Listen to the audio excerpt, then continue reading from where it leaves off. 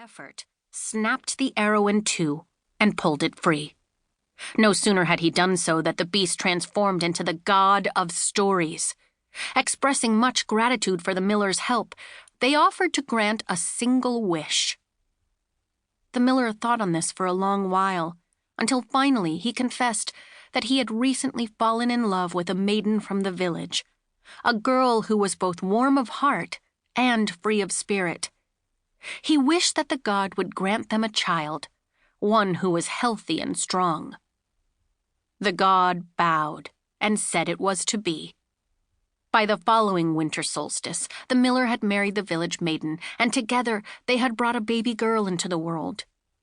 She was indeed healthy and strong, and in that, the god of stories had granted the wish precisely as requested.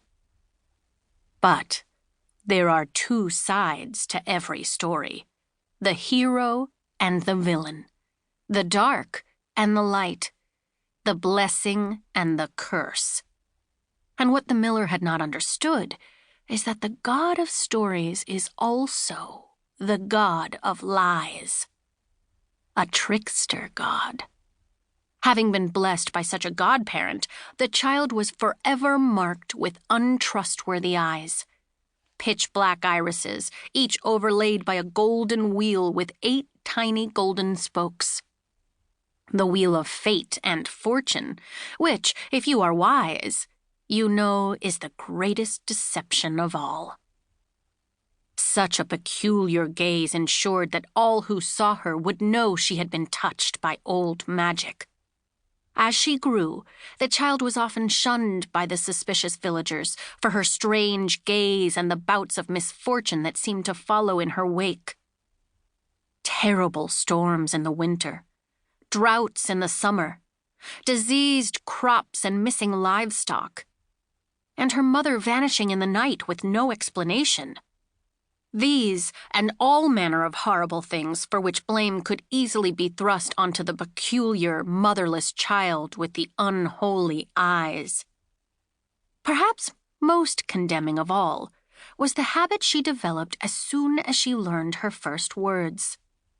When she talked, she could hardly keep herself from telling the most outlandish tales, as though her tongue could not tell the difference between truth and falsehoods.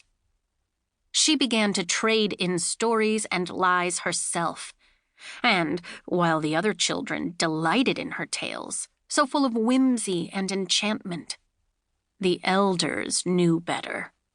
She was blasphemous, they said, a most despicable liar, which everyone knows is nearly as bad as being a murderer, or the sort of person who repeatedly invites themselves over for a pint of ale, but never repays the favor.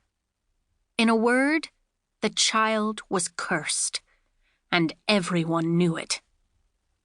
And now that I've told the story, I fear I may have misled you before.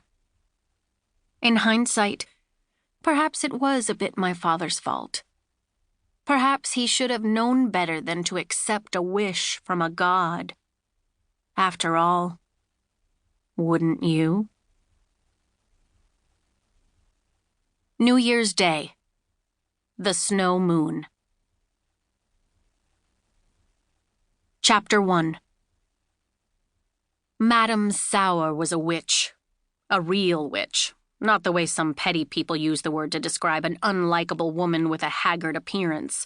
Though she was that, too. No, Serilda was convinced Madame Sour was hiding ancient powers and enjoyed communion with the field spirits in the darkness of each new moon. She had little evidence.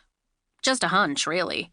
But what else could the old teacher be, with that surly disposition and those yellowish, slightly pointed teeth?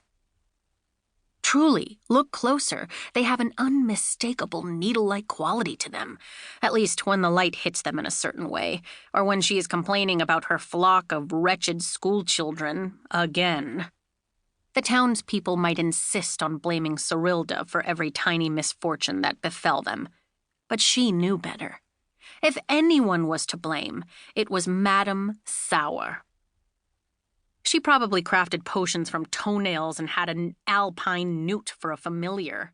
Icky, slimy things.